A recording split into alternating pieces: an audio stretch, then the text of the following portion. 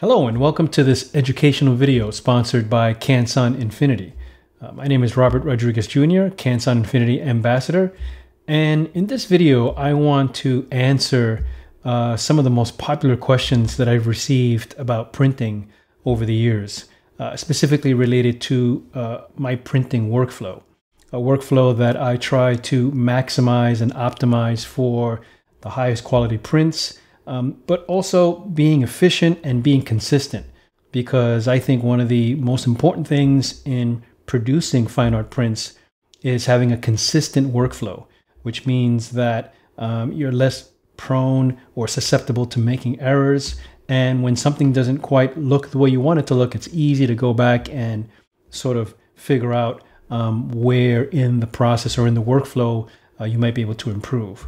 So with that said, most of these workflows, if not all of them, involve Lightroom Classic.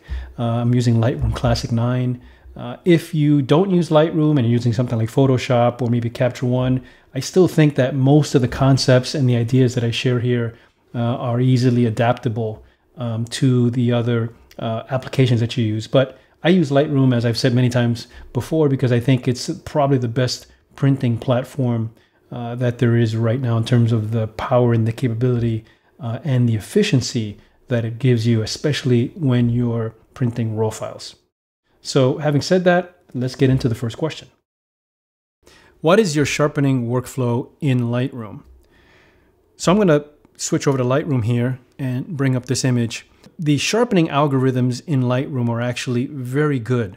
I sharpen my images in Lightroom in two different stages. The first stage is in the developing stage, where I'm actually working in the develop module, and I think it's important to apply a certain amount of sharpening to your image here, again, assuming you're capturing raw files, because it will compensate for some softness that happens in most digital cameras, and the amount of sharpening that you apply here is dependent on several things. It's dependent on your technique, the quality of your camera, the quality of your lens, what aperture you used. Different f-stops will give you different performance, whether you use the tripod or not.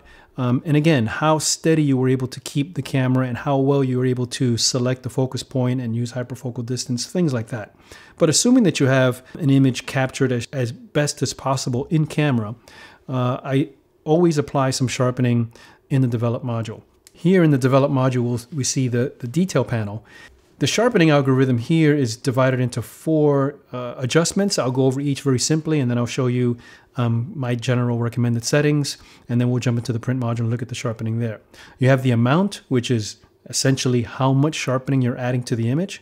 And a good concept to understand is that sharpening is basically increasing contrast along edges, and any edge is defined as an area in your image where there's a difference in value. In other words, you have something that's a little bit lighter, a little bit darker, and when we have that, that's considered an edge. And if you increase the contrast along that very fine edge, you basically get sharpness or sharpening of the image. These adjustments here are basically working on very, very fine edges in your image, defined in pixels.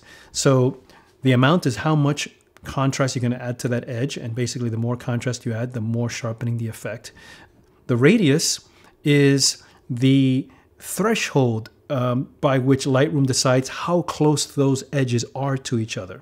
So the lower the radius that you use, the closer the edges are going to be that Lightroom sharpens, and the higher the radius, the further apart the edges are going to be. In other words, it's going to skip over edges that are very close and only sharpen edges that are further apart. And generally speaking, for most landscape, for most nature, for most urban landscapes where we have a lot of texture, a lot of detail, you want to use a low radius. And the logic behind that is that edges, and I'll zoom in here, you can see this, edges tend to be very, very close in images like this. We have lots of edges that are very close to each other. And so you want to set a low radius so that Lightroom finds and detects all of those fine edges and increases contrast along those edges. So again, a low radius for landscape images is generally a good place to start. I would say anywhere from 0.8 to 1.0. The detail slider below that is an enhancement on the sharpening when using a low radius. If you're using a high radius, and that would typically be for things like portraits, clouds, very smooth surfaces where you don't have a lot of edges. If you have a high radius, then the detail slider doesn't do a whole lot. It doesn't actually add much to the sharpening algorithm because, again, it works to really enhance detail, and to have that happen, you need to be using a low radius. Adobe and I recommend both that you zoom in at 100% to really see the adjustment that this is having in your image, because if you do it zoomed out like this, you won't really notice it. In fact, they give you this little window here that is always zoomed in at 100%, but I like to go here because it's a much bigger window to see my image. The sharpening amount, and for this image, I'm going to go up around maybe 54, 55. I'm going to keep a low radius, again, because there's a lot of fine detail in this image, so a low radius is going to find edges that are very close. I'm going to use a high detail setting because I'm using a low radius. I can use this to enhance the detail. And then finally, arguably the most important adjustment in the sharpening in Lightroom is the masking. And why is that? Because the masking adjustment allows you to mask off certain areas of an image from getting sharpening. And that is very, very useful and important because it will, first of all, make your image look a lot more organic, and it'll preserve the depth in your image. What do I mean by that? Well, let's look at this part of the image here. We've got very sharp details in this part of the image because that plane or that area is closer to us. Then we've got a cliff that's much further away and it's softer. And then we've got the sky, which is in the distance. And if we were to apply sharpening to the image as a whole, we would be sharpening all of these areas equally, and that would diminish that sense of depth and of distance. So by adding masking, and the way you do that is you hold down the Option key or the Alt key on the PC, you click, and then you hold the mouse button down. When you select this with the masking at 0, it means that none of the image is being masked from the sharpening, or all of the image is getting the sharpening that I've applied above. But as I increase the masking adjustment, you start to see that some areas of the image start to go gray or black. And that means that those areas are being protected or masked off from getting the sharpening. And as you can see, the sky goes black immediately, and that cliff in the distance gets very gray except for the outlines. Yet a lot of the white remains on the foreground texture because that's where most of the detail is in this image, and that's going to receive the majority of the sharpening. So this provides a very organic amount of sharpening that is applied to this image in a way that is very, very difficult to do manually in Photoshop, say. And so this means that this area here is getting the majority of the sharpening, less so down here, especially in the shadows, and very little, if any at all, back here in the sky. Things that are sharper move forward, and things that are softer move back. That increases that sense of depth and perspective in this image. So that would be my sharpening for this image in the develop module. Now, when I go to print the image, and I'm going to jump in here to the print module, on the bottom right in the print job area, there is also another sharpening algorithm here that you can optionally click on or off. And I suggest that you also use this sharpening algorithm because it applies a little bit of extra sharpening to the image for print. Here you have the option of turning on the print sharpening. You can select the amount of sharpening, low, standard, or high. And my experience has been that standard is the good sweet spot. Low doesn't seem to have any effect, and high seems to sharpen the image too much.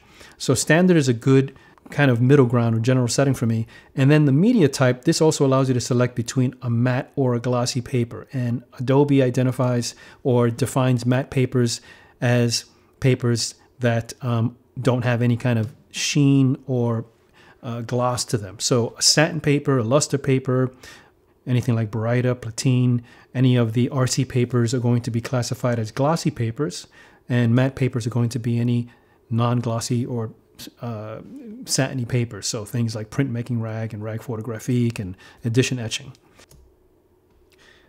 Next question, what is your soft proofing workflow in Lightroom? So let's go back to Lightroom. I'm going to go back to the develop module with this image.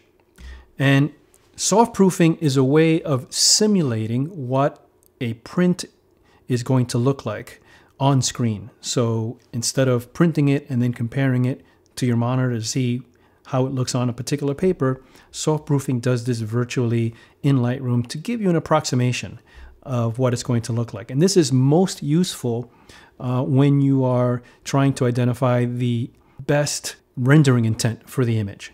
The way you enable soft proofing is in the develop module, you hit the S key, and that takes you into soft proofing mode. You see that down here. And then you also get this white background on the image, which tells you you're in soft proof. And then you press the Y key, and the Y key will bring up a compare view, and it shows you the original image on the left, your original developed image with all your adjustments. And then on the right, it shows you an approximation of that image on a particular paper. And the way you select which paper to approximate is by going up here to the right-hand top right hand area, the soft proof panel, and you would select the profile for the paper that you want to print onto. So in this case, let's say I was printing onto platine, I would select that profile and it would approximate what it would look like on platine. And you could see that it looks pretty much identical from left to right. In other words, from the original to the soft proofed version. But if I change this to something like, let's select any matte paper like rag photographique, you see that on the right side there's a considerable change now. It gets a little bit less contrasty, it looks a little washed out, it looks a little flat. And that's because Lightroom is trying to approximate the lower density level of a matte paper. Now, I think it does a poor job of this. Many other people do as well. It's something that we've complained about for a while, but this is what we have for now. There is a simulate paper and ink checkbox, which if you uncheck this, you see that that effect of kind of softening the image goes away. Some people like to use it this way. I leave it on, and I just sort of know in the back of my mind that I'm not going to lose the contrast. That's something that you're just going to have to accept. And when you print it, you'll see that the contrast is still there. Again, it's trying to approximate. What we're really looking for here, though, is how the colors are being rendered or interpreted from the original to the destination. And you have the option here of selecting which rendering intent you want to use. And the rendering intent is basically a way that the colors are going to be compressed from the larger color space to the smaller color space, because virtually every raw file is going to have more colors in it than any paper that we can print onto today. So I can toggle between perceptual and relative, and there's a slight difference, especially back here. And basically you're looking for the one that matches your original as best as possible.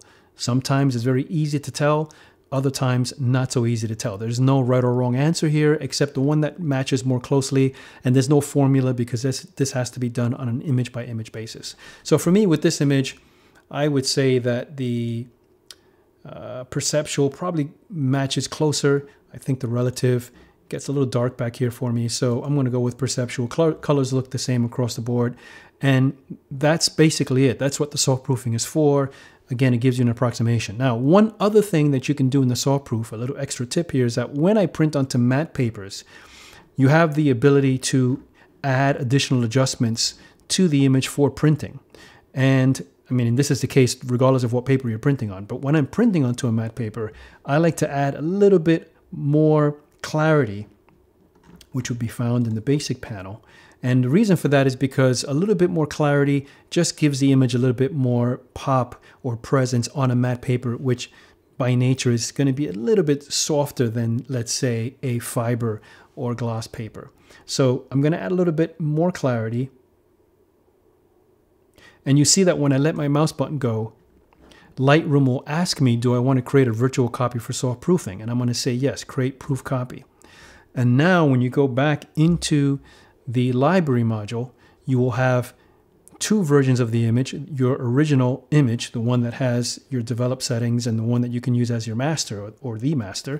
And then you'll have this one that we just created, a virtual copy that has the name of the profile or the paper that we're going to print onto added or appended to the original name.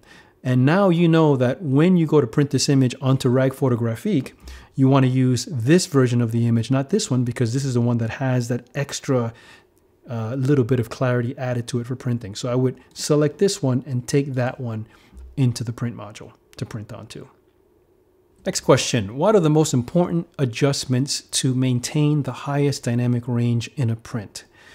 All right, so this is very important because quite often I see students and others complaining about prints looking flat or prints not having the same pop or brightness that their monitor has. I think one of the main reasons for that is that tones are not being optimized in the image. We're not expanding our tonal range and taking advantage of the entire range of tones that are available to us. We're not taking that histogram all the way to the left and all the way to the right. So looking at this image again, let's come out of soft proof. If I were to reset the tones for this image, you can see that it's pretty flat now. And if I were to print this, it would look very flat. And the reason I know that is because you can see in my histogram that I'm not taking my blacks all the way down to 0. I'm not taking my whites all the way up to 100. And that accomplishes two things. Number one, I only want to do that if, in fact, I have something in the image that I want to be pure white and pure black. And in this image, I think I do. This image I want it to have as much contrast and dynamic range as possible. I want it to go from almost white, not 100% white, but almost white, maybe up in this area, down to solid black. And so in order for me to be able to get the most out of any paper that I print onto, I need to send to the paper as much dynamic range as possible. And the way we can do that is by making sure that we're optimizing the image in the develop module to the maximum. So easiest way to do that is, number one, I'm going to adjust the exposure, which is generally the darkness or brightness of the image. And I think it should be a little bit brighter, about there. And again, we're moving mostly the midtones now. Then I'm going to hold down the Option key or Alt on the PC and click and hold the white slider. And this black overlay tells me right now that nothing is clipping in the image or that nothing is pure white. And now we're going to take the white channel or the white slider all the way up as far as it'll go until something does start to clip. And that means that that area is clipping in the sky. And I'm going to back off a little bit, let go of the Option key, and I want to see what that looks like. I want to do the same thing with the black slider, hold down the Option key and click and hold on the blacks and bring that down. And that means that those areas are now going to solid black. And again, I'm going to let go of the Option key so that I can see the adjustment. About there. Now I will make some finer adjustments with shadows. That opens up some of those deeper tones and pull down some of the highlights. About there. And that is an image that is much more optimized contrast-wise and will be sending to the printer a lot greater dynamic range. In other words, we'll be taking advantage of all of the dynamic range that the paper can offer. And you must do that if you want to have prints that really pop with light on them, because otherwise the paper, again, needs as much information on it as possible so that light bounces and reflects off of it. I would say that that is the most important thing in terms of maximizing dynamic range. Make sure your white slider, your black slider, shadows and highlights to a lesser degree, and the exposure are set properly. Let's look at before and after. And what you see on screen, that change is just being done with those 4 adjustments that I made here. So I think for me, that is the most critical thing that has to be done in an image to maximize the dynamic range for print. What essential gear do I need to get started making fine art prints? Assuming that you have a recent model computer that can run printing software, okay, I think there are 4 key pieces of gear that you need, and I'm going to list them in what I think is their order of importance. So the first thing you need is obviously a printer. And if you don't have a decent quality printer, it's going to be hard for you to get the most out of whatever else you have in your workflow. The reason why it's important to have a good photo printer is because many of the papers, if not all the papers that you're going to be using to make fine art prints, will have associated profiles that allows you to get the greatest fidelity of color, the most consistent color out of the paper. And if you buy a printer that is not supported by the paper manufacturers, then it'll be difficult for you to use a profile. Any photo printer from Epson or Canon, the two leading manufacturers today, is going to be more than enough quality. The two printers that I have listed here are the Epson P800, but there's also the P600, the P500, and the Canon Pro 1000, although the Canon Pro 10 and Pro 1 are also excellent. The Canon Pro 100 I would be careful with because that is a dye-based ink, not a pigment-based ink printer like the other Canons and the Epsons. So either one of these printers is going to give you amazing quality. Another popular question I get is, which one do I buy? What brand do I prefer? And I have both of these printers, and they have their strengths and weaknesses, which would be too much to get into here. But I will say that I never select one over the other in terms of print quality. I get very, very, very good print quality out of both. I can hardly, if tell the difference between the two. So choosing one over the other may be just a function of which one has run out of ink or which one I already have ready to go or something like that. But I never choose one over the other in terms of print quality. The second item, piece of gear that I think is critically important, is a good monitor. And the reason for that is because this is what you're going to use to make critical adjustments to your image and compare to what you're getting out of the printer. And if you don't have a good monitor that is giving you good color accuracy, that is giving you the maximum number of colors possible, that is giving you a good dynamic range, that's what you're going to be using as a reference for what you're printing. And that has to be the best that you can afford, I would say.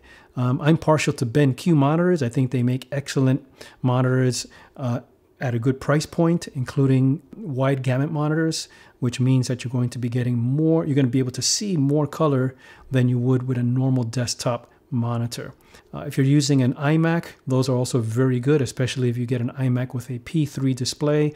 And lastly, any desktop monitor is going to be better than any laptop monitor made today. Now, this may change in the future, but right now I do not recommend making critical adjustments for printing on any kind of laptop display. You can make it on your laptop, just make sure you have a desktop monitor connected to your laptop.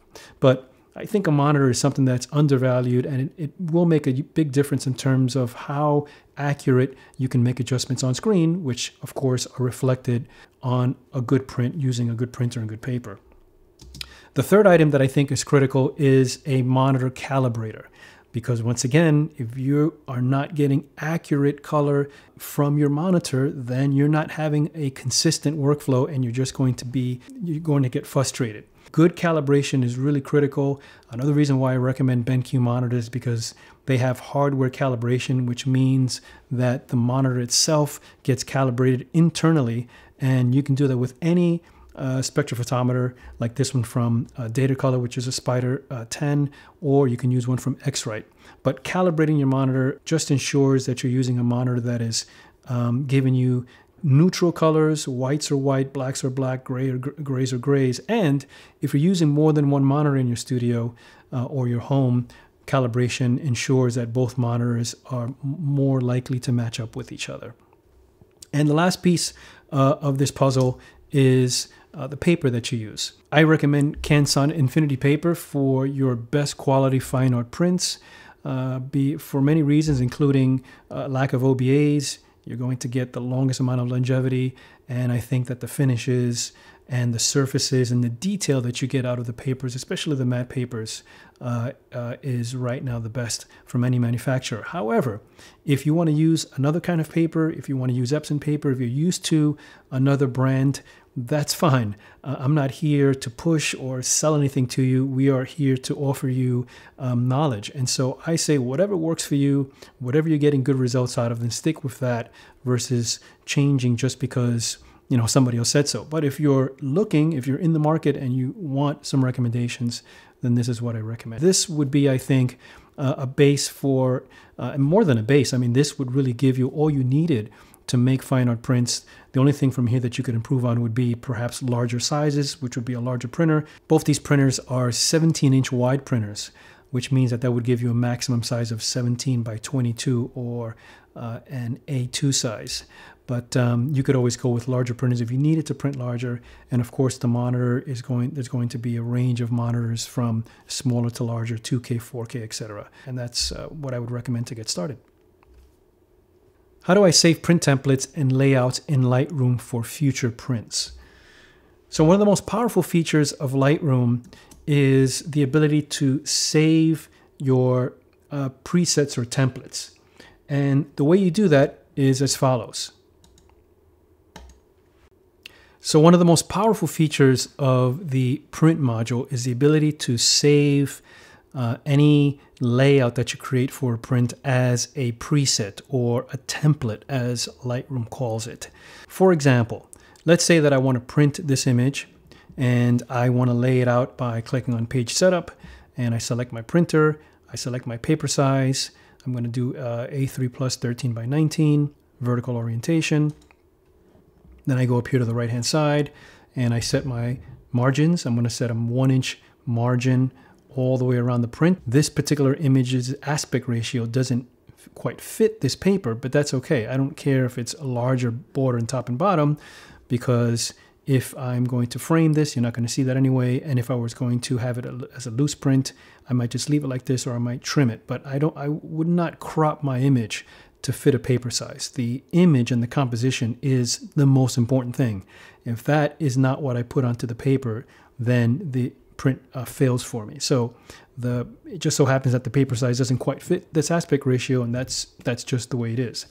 I can also add an identity plate here, which is essentially your name or logo that you want to print on the print itself.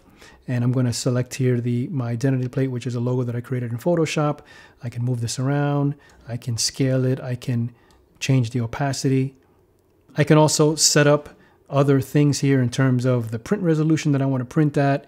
I can set my print sharpening, as I said before, standard matte, 16-bit output, all the settings here, the profile and the rendering intent that I said was going to be ideal, which was perceptual. I can also go in here and set the print settings. So this is the settings for the particular printer. So again, for the Canon Pro 1000, I'm going to go to Quality and Media. I'm going to select the media type that Canson recommends for this paper, which is rag photographique, and they recommend using highest density fine art paper.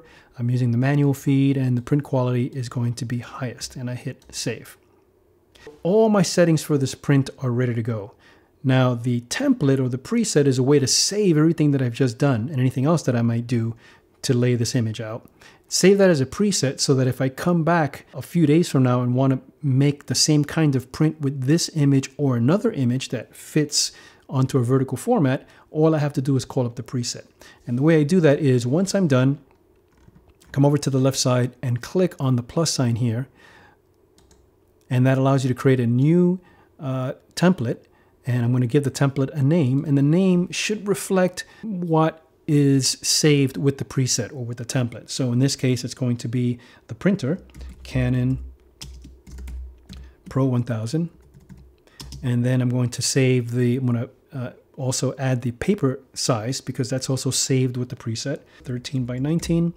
And I'm also going to save the paper type, because remember that this preset also saves the profile that we're going to use and the rendering intent, and the profile is rag photo, so this is for rag photo paper, rag photo 310. And if I wanted to create a preset for this as a vertical and horizontal, in case you're making lots of prints on this particular paper, I can even add a V here at the end. Oops, 0V. And then I can even put it into its own folder. And I have a folder for the Canon Pro 1000. You can create folders just by clicking on New Folder here. And I'll hit Create.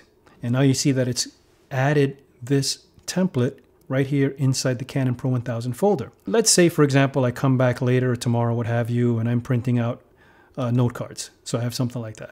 And then I want to come back and make a print with the original 13 by 19 size. Well, I just simply come over here, select that preset, and everything is as it was saved. And I can even swap out other images by coming down here and putting in a different image, for example, and how the image is laid out and so forth can be adjusted afterwards. But the point is that that preset is now saved.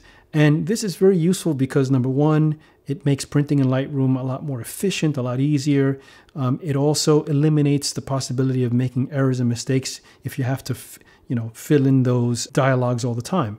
Once you make a print and you know it works, then you know that that preset is always going to have the right settings in it. And let's say you make an adjustment. So I decide that I want the logo to be a little bit bigger, or the identity plate. So I scale it up some. And I now want this to be the preset or the template.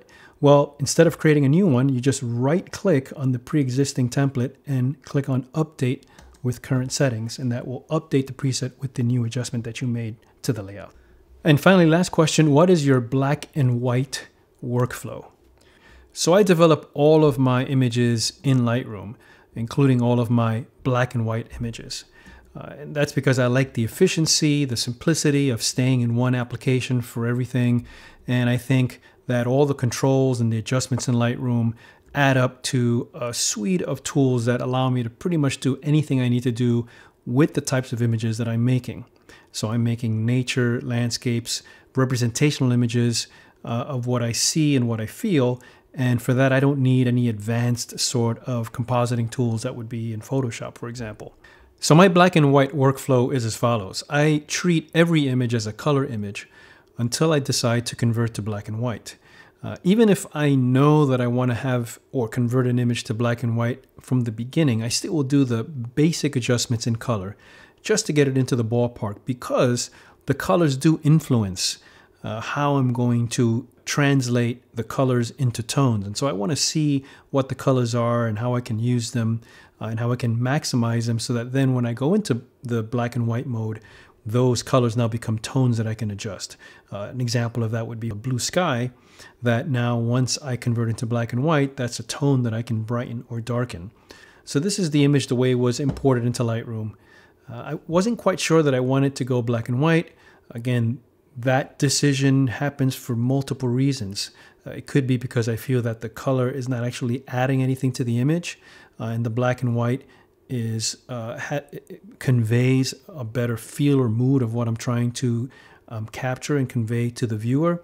It could be that the color image is more graphic in nature, more abstract. Essentially, there's something about the black and white that I find compelling that I don't see in the color version. And in this particular image, the colors were interesting, but the shapes are the things that I was really attracted to. The shapes and the way your eye moves along the areas that are capturing light. And once I converted to black and white after doing the basic color adjustments, the image resonated with me a lot more. And that's a good indication for me that I should probably continue to experiment with the image in black and white. Here's the image without adjustments.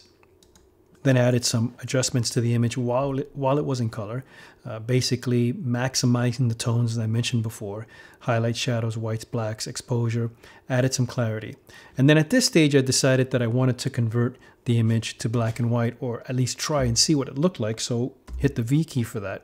And that takes you into the black and white mode in Lightroom, which basically give you an adjustment over each of these colors in the original color image, but the adjustments are now based on tonality. So for example, if the sky is blue, darkening this adjustment will make that part of the image darker, and brightening this adjustment will make that part of the image brighter. So essentially I'm making the blues darker, in which case I'm affecting the tones in the black and white image. And so here I would work with these adjustments to find a balance of tones that make the composition stronger.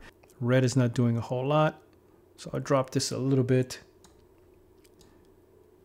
Orange does a lot here. Orange is really affecting the light. And I don't want the light to be so bright, so harsh. I want to soften that a bit. So I'm going to bring this down to about there. Same thing with the yellow. That's also the light. Notice as I go in this direction, brightening the yellows, it makes those areas with that color very harsh.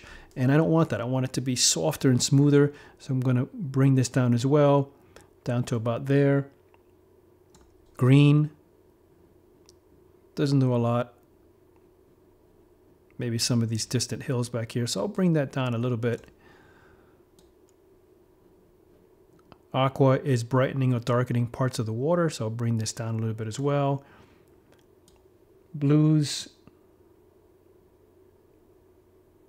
maybe about here. Purple is affecting this area here, which is the shadow area. So I'm going to actually bring that up to open up some of those shadows, and then the magenta is not doing anything at all. Here is the image without those black and white adjustments, and here's with it. And that is very powerful. Depending on how you make the adjustments with the individual colors, you can affect tonality, and that tonality affects the feel of the mood of the image. I went from an image that was very harsh and the light was really pulling the eye out of the picture. I was able to compress those highlights and shadows, smooth out the tonality, so now your eye can move in a curve around this fog and back up in this direction. The other thing that I like to do with black and white images is apply some split toning. I do this when I think that it could help an image just to give it a little bit more warmth from being neutral. And so in this particular image, I think I added a little bit of saturation at a hue of 47. Now, the way to find the particular hue that you want, Lightroom gives you a nice little shortcut. And if you hold on the Option or the Alt key and press and hold the hue button, it will basically give you a saturation of 100 so that you can find the hue that you want, or the toning. And this region here gives you more of a cool toning, and this region over here gives you more of a warm tone. Once I let go, that saturation 0, and then I can adjust this to taste to give me a very slight warm tone, which just gives me a little bit of that warmness of the light on the rock, but maintains the coolness in the shadows. That's why it's called split toning, because I'm applying it only to the highlights. I'm leaving the shadows as they are, which are neutral.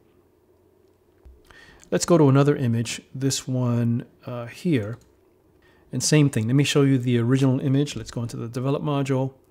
I'll show you the original.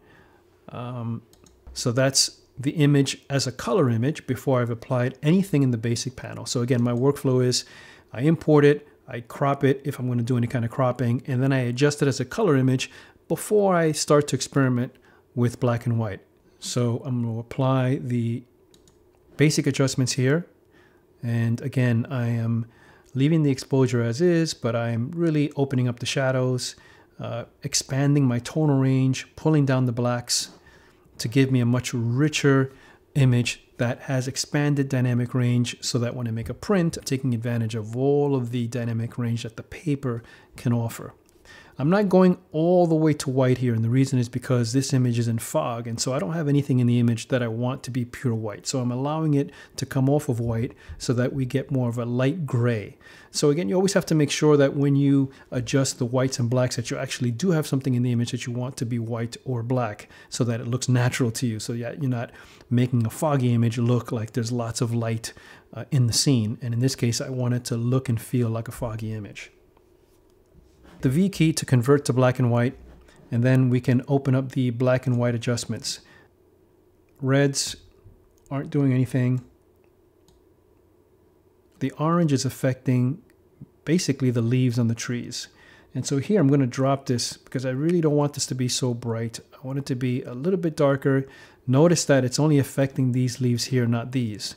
And so by darkening the orange leaves, that gives me a little bit of separation between the other leaves, and that allows, again, for some more depth, some more variation.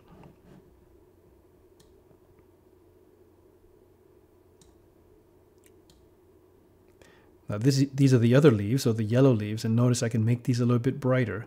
So I'm going to take this up to about 14 or 15.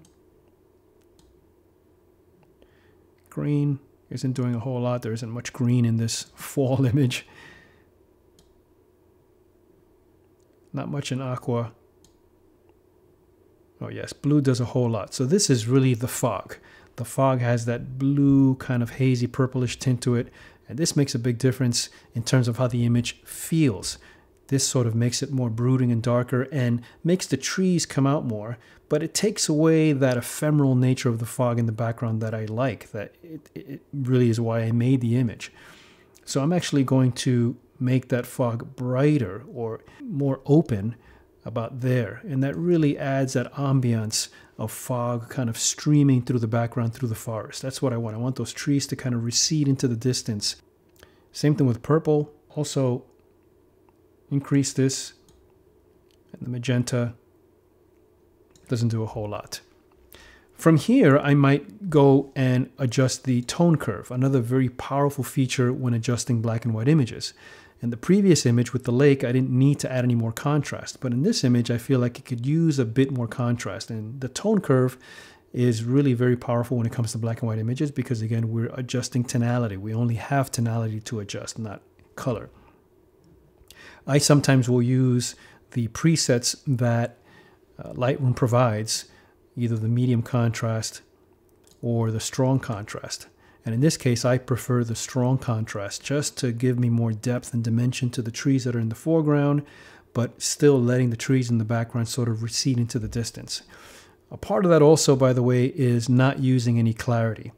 So clarity is mid-tone contrast, and it's great when you want to add a certain amount of texture to an image. If I added clarity, it just feels more textured, more gritty than I want it to be. I want it to feel soft in the back, like fog. So I'm not applying any clarity at all to this image. And then finally, split toning, in this case, the reverse of the last image. I'm going to add a little bit of cool tone to the highlights in order to just cool off the image a bit, emphasize that feeling of fog and coolness and that mysterious blueness that the fog adds to a scene. I can hold down the Option key and adjust the hue to find the hue that I want, and I want something around there, which is 220. Then I let go of the Option key and I can add that toning now to taste. And I'm probably going to go somewhere around there. So this is without the toning and with the toning. And the black and white adjustments, again, without it and with it. That is essentially my black and white workflow. It seems simple. I like that it's simple and yet it's very powerful.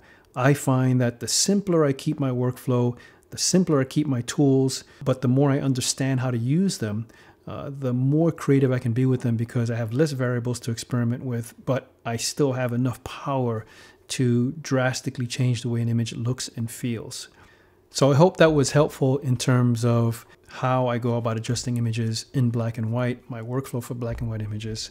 And I hope that this video in general answered some questions for you, gave you some insights, some ideas, some ways for you to experiment, to grow, and to adapt from what I've shared and use it for your particular vision, for your particular prints. Thanks very much for watching.